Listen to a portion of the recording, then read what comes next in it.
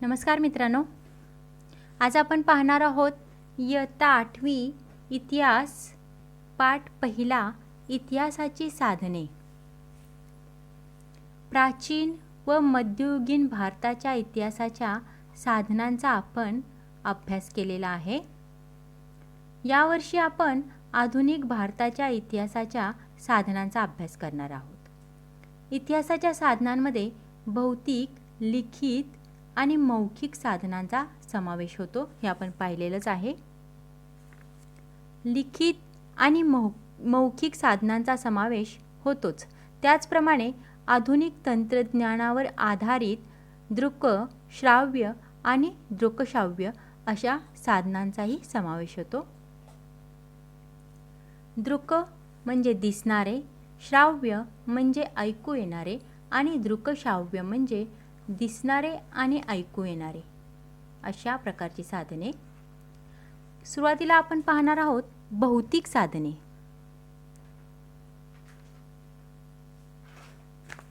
इतिहासाच्या भौतिक साधनांमध्ये विविध वस्तू, वास्तू, नाणी, पुतळे आणि पदके इत्यादी साधनांचा समावेश करता येईल. वस्तू माहीतच आहेत आपल्याला. वास्तू म्हणजे बांधलेल्या ज्या इमारती असतात त्या. नाणी म्हणजे त्या काळची नाणी, पुतळे आणि पदके इत्यादी साधनांचा समावेश भौतिक साधनांमध्ये होतो. सुरुवातीला आपण पाहणार आहोत इमारती व वास्तू. आधुनिक भारताच्या इतिहासातील कालखंड हा युरोपीय, विशेषतः ब्रिटिश सत्ताधीश आणि संस्थानिकांच्या राजकारभाराचा काळ मानला जातो. आधुनिक भारताचा जो इतिहास आहे त्यामध्ये मुख्यतः कोण, युरोपीय आणि त्यावेळी ब्रिटिश सत्ताधीश जे होते आणि तसेच जे संस्थानिक होते त्यांच्या राजकारभाराचा जो काळ आहे तो काळ म्हणजे आधुनिक भारताच्या इतिहासातील कालखंड असा मानला जातो. या काळात विविध इमारती, पूल, रस्ते, पाणपोया, कारंजे यांसारख्या वास्तू बांधल्या गेल्या. त्यावेळी काय करण्यात आलं होतं, विविध ठिकाणी पूल बांधले होते, रस्ते बांधले होते, पाणपोया बांधल्या होत्या, कारंजे यांसारख्या वास्तू बांधल्या गेल्या. आपण अजूनही कुठे फिरायला गेलो तर जुन्या या सगळ्या वास्तू आपण पाहतच असतो. या इमारतींमध्ये प्रशासकीय कचेऱ्या, अधिकाऱ्यांची तसेच नेत्यांची आणि क्रांतिकारकांची निवासस्थाने बांधली होती. त्यावेळी त्या इमारतीमध्ये कशाचा समावेश होतो तर प्रशासकीय कचेऱ्या म्हणजे सरकारी कचेऱ्या, तसेच त्यावेळी जे अधिकारी होते, जे नेते होते, जे क्रांतिकारी होते त्यांची निवासस्थानं बांधली गेली होती. आणि संस्थानिकांचे राजवाडे, त्यावेळी जे संस्थानिक होते त्यांचे राजवाडे, किल्ले, तुरुंग यांसारख्या इमारतींचा समावेश होतो. या वास्तूपैकी अनेक वास्तू आज सुस्थितीत पाहावयास मिळतात. या इंग्रजांच्या काळी जरी या वास्तू बांधल्या आहेत तरीसुद्धा त्या वास्तू कशा अजूनही सुस्थितीत आहेत. काही वास्तू या राष्ट्रीय स्मारके म्हणून घोषित केलेल्या आहेत, तर काही इमारतींमध्ये संग्रहालये उभारण्यात आली. आता त्यावेळच्या काही वास्तू होत्या त्या काय केल्या गेल्या तर राष्ट्रीय स्मारके म्हणून घोषित केल्या आणि काहीमध्ये काय करण्यात आलं तर संग्रहालये उभारण्यात आली. उदाहरणार्थ आपण अंदमान येथील सेल्युलर जेल आपल्याला माहितीच आहे. अंदमान येथील सेल्युलर जेल आहे. या वास्तूंना भेटी दिल्यानंतर आपणास तत्कालीन इतिहास, स्थापत्यशास्त्र, वास्तूच्या स्वरूपावरून त्यावेळची आर्थिक संपन्नता याविषयी माहिती मिळते. आपण या वास्तूंना जर भेटी दिल्या तर आपल्याला त्यावेळचा सर्व इतिहास समजतो. स्थापत्यशास्त्र म्हणजे त्यावेळचं बांधकामशास्त्र कसं होतं, वास्तूच्या स्वरूपावरून त्यावेळची आर्थिक संपन्नता कशी होती याविषयी आपल्याला माहिती मिळते. म्हणजे थोडक्यात आपल्याला त्या वास्तूविषयीचा पूर्ण इतिहास माहिती होतो. जसे अंदमान येथील सेल्युलर जेलला भेट दिल्यावर स्वातंत्र्यवीर सावरकर यांच्या क्रांतिकार्याविषयी माहिती मिळते. Cellular jail, Andaman cellular jail म्हटलं की आपल्याला स्वातंत्र्यवीर सावरकर यांची आठवण होतेच. मग त्यांची क्रांतिकार्य कसं होतं हे त्या जेलला भेट दिल्यानंतर आपल्याला समजतं. मुंबईतील मणिभवनला किंवा वर्धा येथील सेवाग्राम आश्रमास भेट दिल्यानंतर गांधी युगाच्या इतिहासाविषयी माहिती मिळते. सेवाग्राम आश्रमास भेट दिल्यानंतर आपल्याला गांधीयुग कसं होतं त्याच्या इतिहासाबद्दल माहिती मिळते. कशावरून? तर सेवाग्राम हे वास्तू आहे, त्या वास्तूवरून या पूर्ण गांधी युगाच्या इतिहासाची आपल्याला माहिती मिळते. आता पहा, तुम्हाला हे माहीत आहे का, वस्तू संग्रहालये आणि इतिहास. इतिहासाच्या अभ्यासासाठी वस्तू संग्रहालयामधून विविध वस्तू, चित्रे, छायाचित्रे यांसारख्या विविध गोष्टींचे जतन केलेले असते. वस्तू संग्रहालय बनवलेले असतात, त्यामध्ये काय केले जातं, तर इतिहासाच्या अभ्यासासाठी काय केलं जातं, तर त्या संग्रहालयामधून विविध वस्तू, चित्रे, छायाचित्रे या सर्व गोष्टींचे जतन केले जाते, म्हणजे जपून ठेवलेले असतात. पुण्यातील आगा खान पॅलेस येथील गांधी स्मारक संग्रहालयात आपणास महात्मा गांधींच्या वापरातील अनेक वस्तू, कागदपत्रे पाहावयास मिळतात. पुण्यामध्ये आगा खान पॅलेस जे आहे तेथे आपल्याला काय काय पाहायला मिळतं, तर महात्मा गांधीजींनी ज्या वस्तू वापरल्या होत्या त्या वस्तू, कागदपत्रे पाहायला मिळतात. इथं आपल्याला आगा खान पॅलेसचा पुणे येथील फोटोही दाखवलेला आहे. आता आपण पाहिले भौतिक साधनांमध्ये इमारती आणि वास्तू याबद्दल माहिती घेतली. आता आपण पाहूयात पुतळे आणि स्मारके. स्वातंत्र्यपूर्व आणि स्वातंत्र्योत्तर काळात अनेक व्यक्तींची स्मारके पुतळ्यांच्या रूपात उभारली गेली. स्वातंत्र्यपूर्वी आणि स्वातंत्र्यानंतरच्या काळात अनेक व्यक्तींची स्मारके उभारली गेली. मग हे पुतळे देखील आधुनिक भारताच्या इतिहासाच्या अभ्यासाच्या दृष्टीने महत्त्वाचे आहेत. विविध पुतळ्यांवरून आपणास त्या काळातील राज्यकर्ते कसे होते, समाजातील प्रतिष्ठित व्यक्ती त्यांच्याविषयी माहिती मिळते. पुतळ्यांच्या दर्शनी पाटीवर संबंधित व्यक्तीचे पूर्ण नाव, जन्ममृत्यूची नोंद, त्या व्यक्तीचे थोडक्यात कार्य, जीवनपट याविषयीची माहिती मिळते. तुम्ही बरेच असे पुतळे पाहिले असतीलच.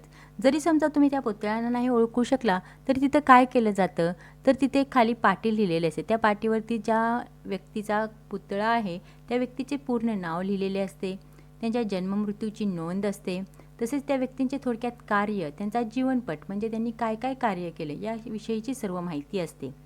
महात्मा ज्योतिराव फुले, लोकमान्य टिळक, डॉक्टर बाबासाहेब आंबेडकर यांच्या पुतळ्यांप्रमाणे विविध घटनांच्या स्मृतिप्रित्यर्थ उभारलेली स्मारकेसुद्धा संबंधित घटना, घटनाकाळ, त्या घटनेशी निगडीत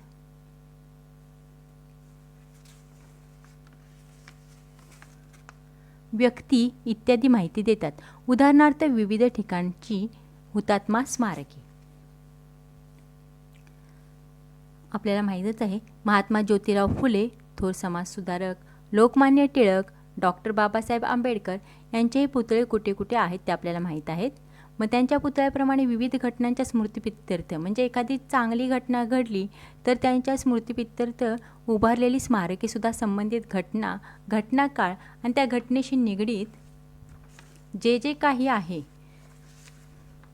त्या व्यक्ती इत्यादींची ते माहिती देतात. उदाहरणार्थ विविध ठिकाणची हुतात्मा स्मारके. तुमच्या नजीकच्या परिसरात असणारी स्मारके, पुतळे याविषयी माहिती मिळवा आणि त्यावरून तुम्हाला त्या घटनेची अथवा व्यक्तीविषयी कोणती माहिती मिळते याची नोंद करण्यास सांगितलेलं आहे. म्हणजे आपल्या आजूबाजूला पुतळे असतील, आपण बऱ्याच ठिकाणी बघतो शिवाजी महाराजांचा पुतळा असतो, डॉक्टर बाबासाहेब आंबेडकरांचा पुतळा असतो, महात्मा गांधीजींचा पुतळा असतो. त्यावरून आपल्याला अशी माहिती मिळते की ज्यावेळी हे पुतळे बांधले गेले, स्मारके उभारली गेली, त्यावेळीची कंडिशन कशी होती, कशी परिस्थिती होती हे आपल्याला पाहायला मिळतं. तुम्ही जर माहिती घ्यायचं म्हटलं तर तुम्हाला ही सगळी माहिती मिळू शकते. आता आपण पाहूयात लिखित साधने. आधुनिक भारताच्या इतिहासाच्या लिखित साधनांमध्ये खालील बाबींचा समावेश होतो. त्यामध्ये बघा, पत्रव्यवहार, परदेशी व्यक्तींच्या नोंदी, वृत्तपत्रे, चरित्रे, नियतकालिके, फॅक्टरी रेकॉर्ड्स, आत्मचरित्रे, पुस्तके या सर्वांचा लिखित साधनांमध्ये समावेश होतो. त्यामध्ये आपण पहिल्यांदा पाहूया वृत्तपत्रे आणि नियतकालिके. वृत्तपत्रांमधून आपणास समकालीन घटनांविषयी माहिती मिळते. वृत्तपत्रांमधून आपल्याला कसं रोजच्या रोज ज्या घटना घडतात त्याबद्दल आपल्याला सर्व माहिती मिळते. म्हणजे सध्या चालू असलेल्या घडामोडी सर्व आपल्याला वृत्तपत्रांमधून समजतात. त्याचबरोबर एखाद्या घटनेचे सखोल विश्लेषण, मान्यवरांची मतमतांतरे, अग्रलेख प्रसिद्ध होत असतात.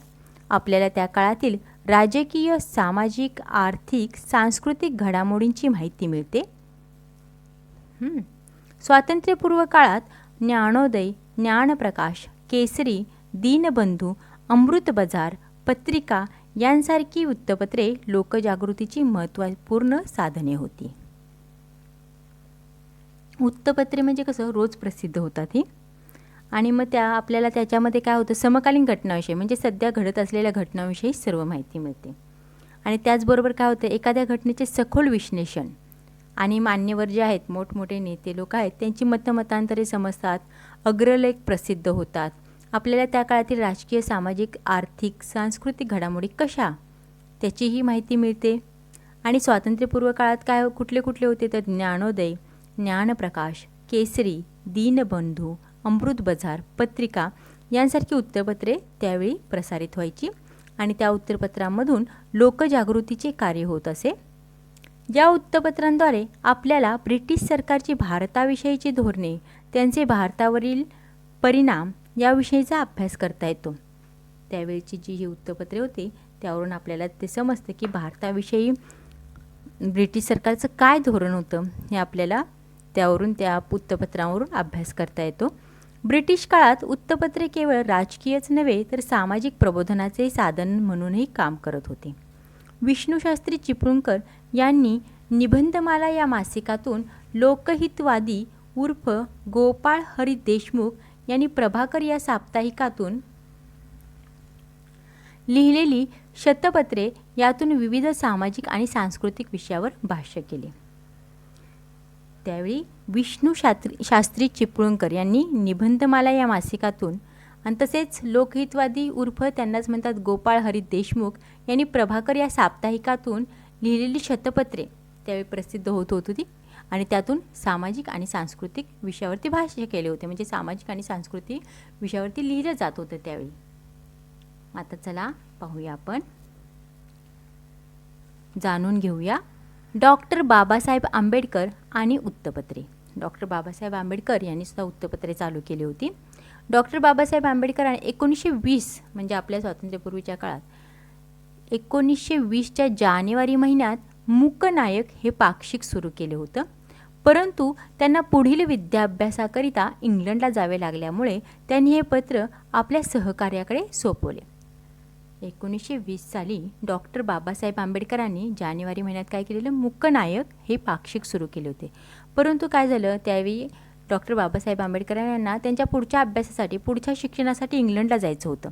त्यामुळे त्यांनी हे पत्र आपले सहकारी म्हणजे आपले जे मित्र आहेत त्यांच्याकडे ते सोपवलं.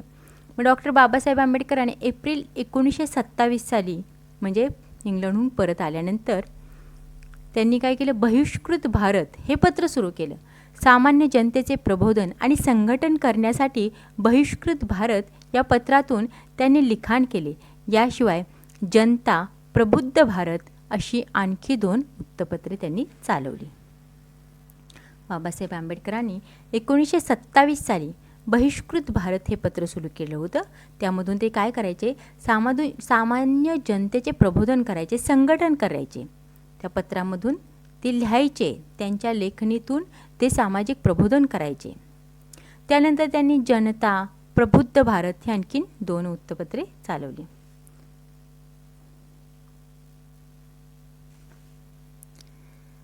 नकाशे आणि आराखडे. नकाशा हे देखील इतिहासाचे महत्त्वाचे साधन मानले जाते. नकाशावरून आपणास शहरांचे किंवा एखाद्या ठिकाणचे बदलणारे स्वरूप अभ्यासता येते. ब्रिटिश काळात स्थापन झालेल्या सर्वे ऑफ इंडिया या स्वातंत्र्य विभागाने भारताच्या विविध प्रांताचे, शहरांचे शास्त्रशुद्ध पद्धतीने सर्वेक्षण करून नकाशे तयार केलेले आहेत. नकाशासुद्धा हे एक इतिहासाचं साधनच आहे. नकाशावरून आपल्याला काय काय अभ्यास येतं बघूया. नकाशावरून आपल्याला त्या शहराचे किंवा एखाद्या ठिकाणचे बदलणारे स्वरूप लक्षात येते. म्हणजे पूर्वी कसा होता ते शहर, आता कसं आहे, हे त्या नकाशावरून समजते. ब्रिटिश काळात स्थापन झालेल्या सर्वे ऑफ इंडिया या स्वातंत्र्य विभागाने भारताचे आणि भारताच्या विविध प्रांतांचे शहराचे काय केलेले आहे तर शास्त्रशुद्ध पद्धतीने सर्वेक्षण करून नकाशे तयार केलेले आहेत. नकाशाप्रमाणे वास्तुविशारदांनी तयार केलेले आराखडे हे देखील इमारत स्थापत्यशास्त्राच्या तसेच एखाद्या भागाच्या विकासाचे टप्पे अभ्यासनाच्या दृष्टीने महत्त्वाचे ठरतात.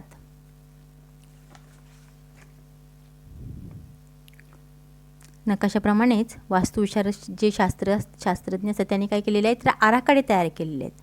मग ते इमारत स्थापत्यशास्त्राच्या तसेच एखाद्या भागाच्या विकासाचे टप्पे अभ्यासनाच्या दृष्टीने महत्त्वाचे ठरतात. उदाहरणार्थ त्यांनी काय दिलेलं आहे तर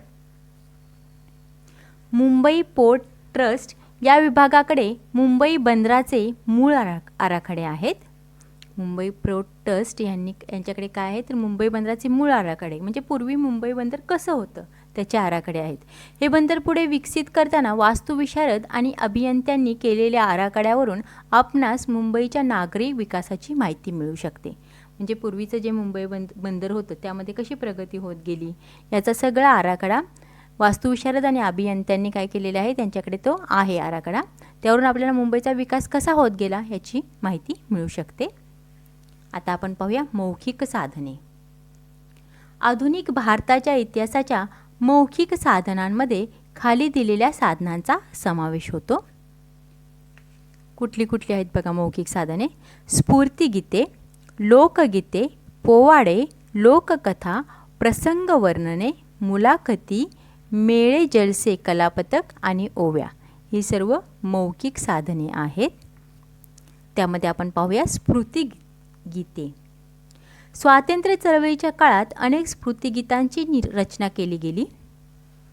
आपल्याला माहीतच आहे आपला देश पारतंत्र्यात होता त्यावेळी स्वातंत्र्य चळवळ होती. मग त्यावेळी स्वातंत्र्य चळवळीच्या वेळी काय केलेलं तर अनेक स्फूर्तिगीते तयार केलेली होती. स्फूर्तिगीतामुळे काय व्हायचं तर लोकांमध्ये जनजागृती व्हायची, स्वातंत्र्याचं महत्त्व समजायचं त्यांना.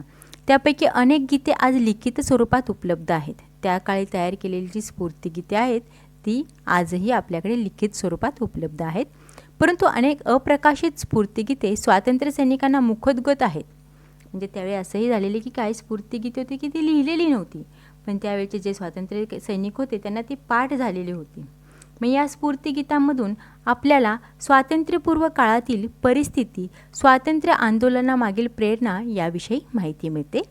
या स्फूर्तिगीतातून आपल्याला समजतं की त्यावेळी देश आपला ज्यावेळी पारतंत्र्यात होता त्यावेळी काय परिस्थिती होती आणि मग स्वातंत्र्याचं हे आंदोलन का छेडलं गेलं त्याबद्दल आपल्याला प्रेरणाही मिळते या स्फूर्तिगीतातून. पोवाडे. पोवाड्यांमधून आपल्याला ऐतिहासिक घटनेविषयी तसेच व्यक्तीच्या कार्याविषयी माहिती मिळते. आपल्याला माहीतच आहेत शिवाजी महाराजांच्यावरती हे पोवाडे आहेत. त्यांनी कसं कार्य केलं त्या पोवाड्यातून सांगितलेलं आहे. मग पोवाड्यामधून आपल्याला ऐतिहासिक घटनेविषयी तसेच त्या व्यक्तीने काय काय कार्य केलं याची माहिती मिळते. ब्रिटिश आमदानीत 1857चा स्वातंत्र्य लढा, विविध क्रांतिकारकांनी केलेले पराक्रम यावर आधारित पोवाडे रचले गेले होते. लोकांमध्ये प्रेरणा, चैतन्य निर्माण करण्यासाठी या पोवाड्यांचा उपयोग करण्यात येत असे. स्वातंत्र्य लढ्याप्रमाणे सत्यशोधक समाजाने पोवाड्यांच्या माध्यमातून केलेली शोषित वर्गाची जागृती, संयुक्त महाराष्ट्राचा लढा यांसारख्या घटनांवर आधारित पोवाड्यांची रचना केलेली आहे. पोवाड्यांमधून काय केलं जातं तर ऐतिहासिक घटनेविषयी तसेच त्या व्यक्तीच्या कार्याविषयी माहिती मिळते. ब्रिटिश काळात 1857चा जो स्वातंत्र्य लढा होता त्यावेळी क्रांतिकारकांनी जे काय काय पराक्रम केले त्यावरती पोवाडे रचले गेले. तसेच लोकांमध्ये प्रेरणा जागृत होण्यासाठी, चैतन्य निर्माण करण्यासाठी या पोवाड्यांचा उपयोग करण्यात येतो. स्वातंत्र्य लढ्याप्रमाणेच सत्यशोधक समाजाने पोवाड्याच्या माध्यमातून केलेली शोषित वर्गाची जागृती आणि संयुक्त महाराष्ट्राचा लढा यांसारख्या घटनांवर आधारित पोवाड्यांची रचना केलेली होती. भारतीय स्वातंत्र्य आंदोलनाच्या काळाशी संबंधित स्फूर्तिगीतांचा आणि पोवाड्यांचा संग्रह करा असं तुम्हाला सांगितलेलं आहे. आपल्या त्यावेळची बरीच वृत्तगीते आहेत, पोवाडे ही बरीच आहेत. त्यांचा संग्रह करण्यासाठी तुम्हाला सांगितलेलं आहे इथे. आता आपण पाहूया दृक श्राव्य आणि दृकश्राव्य साधने. दृक म्हणजे दृष्टीस दिसणारे, श्राव्य म्हणजे ऐकू येणारे आणि दृकश्राव्य साधने म्हणजे ऐकू येणारे आणि दिसणारे. आधुनिक काळात तंत्रज्ञानाच्या विकासामुळे छायाचित्रण, ध्वनिमुद्रण, चित्रपट इत्यादी कलांचा विकास झाला. छायाचित्र म्हणजे फोटोग्राफी, ध्वनिमुद्रण म्हणजे जे आहे ते रेकॉर्ड करून ठेवायचं, त्याला म्हणायचं ध्वनिमुद्रण, आवाज रेकॉर्ड करणे. चित्रपट म्हणजे दोन्हीही करता येतं, त्याच्यामध्ये आवाजही रेकॉर्ड करता येतो आणि दिसतेही. इत्यादी कलांचा त्यावेळी विकास झाला. अर्थात त्यातून निर्माण झालेली छायाचित्रे, ध्वनिमुद्रते आणि चित्रपट यांचा वापर इतिहासाची साधने म्हणून करता येतो. सुरुवातीला आपण पाहूया छायाचित्रे. छायाचित्रे ही आधुनिक भारताच्या इतिहासाची दृक स्वरूपाची साधने आहेत. छायाचित्रण कलेचा शोध लागल्यानंतर विविध व्यक्ती, घटना, त्याचप्रमाणे वस्तू आणि वास्तू यांची छायाचित्रे काढण्यात येऊ लागली. छायाचित्रण म्हणजे फोटोग्राफी. मग त्यामुळे काय करता येऊ लागलं, जेव्हा छायाचित्रणाचा शोध लागला, या कलेचा शोध लागला, त्यावेळी काय करण्यात आलं, विविध व्यक्ती, त्यावेळी कशा घटना घडल्या, त्याचप्रमाणे वस्तू आणि वास्तू यांची छायाचित्रे काढण्यात आले, म्हणजे फोटो काढून ठेवण्यात आले. त्यामुळे आपल्याला त्या काळची कशी परिस्थिती होती ती समजते. या छायाचित्रावरून आपल्याला व्यक्ती तसेच प्रसंगी जसे होते जसे घडले त्याची दृश्य स्वरूपाची माहिती मिळते, म्हणजे आपल्याला ते पाहायला मिळते की त्यावेळी कसं होतं. मध्ययुगीन काळातील व्यक्ती कशा दिसत होत्या किंवा घटना कशा घडल्या यांची चित्रे आता उपलब्ध आहेत. परंतु सदर चित्रे किती विश्वसनीय आहेत याबाबत प्रश्न उपस्थित केले जातात. म्हणजे जी आता चित्र आपल्याकडे उपलब्ध आहेत ती खरीच तशी आहेत का याबाबत प्रश्नही उपलब्ध केले जातात. कारण छायाचित्रणाचा शोध त्यावेळी लागला होता, परंतु ती चित्र खरीच आहेत का यावरती आजही प्रश्न उपस्थित केले जातात. त्या तुलनेत छायाचित्रे ही अधिक विश्वसनीय मानली जातात. व्यक्तीच्या छायाचित्रावरून ती व्यक्ती कशी दिसत होती, तिचा पेहराव कसा होता याविषयी माहिती मिळते. प्रसंगाच्या छायाचित्रांमधून संबंधित प्रसंग नजरेसमोर उभा राहतो, तर वास्तू किंवा वस्तूच्या छायाचित्रांमधून त्यांचे स्वरूप लक्षात येते. आपल्याला जर एखाद्या व्यक्तीचं आपण वर्णन सांगितलं तर ती एवढं सहसा आपल्या डोळ्यापुढे उभं राहत नाही, पण आपण एखाद्याचा फोटो पाहिला तर ती व्यक्ती आहे अशी आपल्याला दिसते. म्हणजे आपले त्याचा पेहराव कसा आहे, तो कसा दिसत असेल, हे सर्व आपल्याला माहिती छायाचित्रावरून दिसते. प्रसंगाच्या छायाचित्रामधून संबंधित प्रसंग नजरेसमोर उभा राहतो. म्हणजे एखाद्या प्रसंगाचा चित्र काढलं, फोटो काढला तर तो प्रसंग कसा आहे, तो आहे असा नजरेसमोर उभा राहतो. तर वास्तू किंवा वस्तूंच्या छायाचित्रामधून आपल्याला त्याचे स्वरूप लक्षात येते. आता आपण पाहूया ध्वनिमुद्रणे म्हणजे रेकॉर्ड्स. छायाचित्रण कलेप्रमाणे ध्वनिमुद्रण तंत्राचा शोधही महत्त्वाचा आहे. ध्वनिमुद्रिते किंवा रेकॉर्ड्स ही इतिहासाची श्राव्य स्वरूपाची साधने आहेत. ध्वनिमुद्रण किंवा रेकॉर्ड्स म्हणजे काय, इतिहासाची श्राव्य स्वरूपाची म्हणजे कसं आहे, ऐकण्यासाठीची साधने आहेत. आधुनिक काळात नेत्यांनी किंवा महत्त्वाच्या व्यक्तींनी केलेली भाषणे, गीते ध्वनिमुद्रित स्वरूपात उपलब्ध आहेत. त्यांचा वापर इतिहासाची साधने म्हणून केला जाऊ शकतो. त्या काळी नेत्यांनी जी भाषणं केली, जी गीते गायली गेली, त्याचं सगळं ध्वनिमुद्रित केलेलं स्वरूप आहे आपल्याला, त्यामुळे ते आपल्याला ऐकता येऊ शकतं. उदाहरणार्थ स्वतः रवींद्रनाथ टागोरांनी गायलेले जनगण मन हे राष्ट्रगीत किंवा सुभाषचंद्र बोस यांचे भाषण यांचा वापर आधुनिक भारताच्या इतिहासाच्या अभ्यासात श्राव्य साधने म्हणून करता येतो.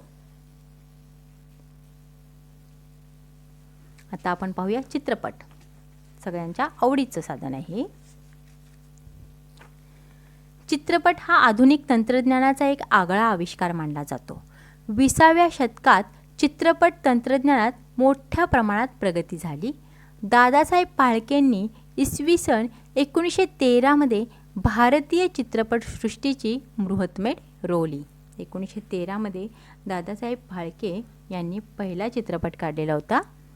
भारतीय स्वातंत्र्य लढ्यातील दांडी यात्रा, मिठाचा सत्याग्रह, चले जाव आंदोलन यांसारख्या ऐतिहासिक प्रसंगाच्या ध्वनी चित्रफिती उपलब्ध आहेत. या चित्रफितीमुळे घडलेली घटना आपल्याला जशीच्या तशी पाहायला मिळते. आपल्याला माहीतच आहे मिठाचा सत्याग्रह, दांडी यात्रा वगैरे झालेली. पण असं सांगितलं तर आपल्या ते डोळ्यापुढे एवढे सहसा उभं राहणार नाही. पण ते आपण जर प्रत्यक्ष पाहिलं तर त्यावेळी कसं घडलं असेल हे आपल्याला या चित्रफितीवरून समजते. त्यामुळे चित्रपट हा आधुनिक तंत्रज्ञानाचा एक आगळा आविष्कार मानला जातो. मग 20व्या शतकात काय झालं, चित्रपट तंत्रज्ञानात फार मोठ्या प्रमाणात प्रगती झाली होती. मग त्यावेळी दादासाहेब फाळके यांनी 1913मध्ये चित्रपटसृष्टीची मुहूर्तमेढ रोवली होती. मग त्यामध्ये त्यांनी मिठाचा सत्याग्रह, दांडी यात्रा यांची काय केलेलं चित्रफिती तयार केल्या होत्या. प्राचीन आणि मध्ययुगीन काळाच्या तुलनेत आधुनिक भारताच्या इतिहासाचा अभ्यास करण्यासाठी विपुल प्रमाणात आणि विविध प्रकारची साधने उपलब्ध आहेत.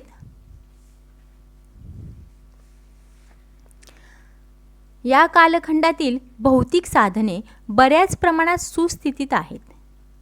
अभिलेखागारात जतन करून ठेवलेली अनेक लिखित साधनेही उपलब्ध आहेत.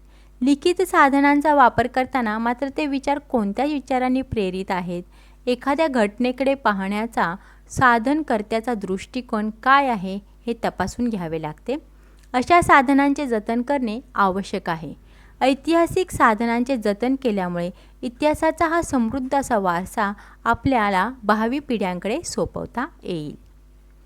आपल्याला जसा आपला इतिहास समजला तसेच आपल्या पुढच्या पिढीलाही हा इतिहास समजणार आहे.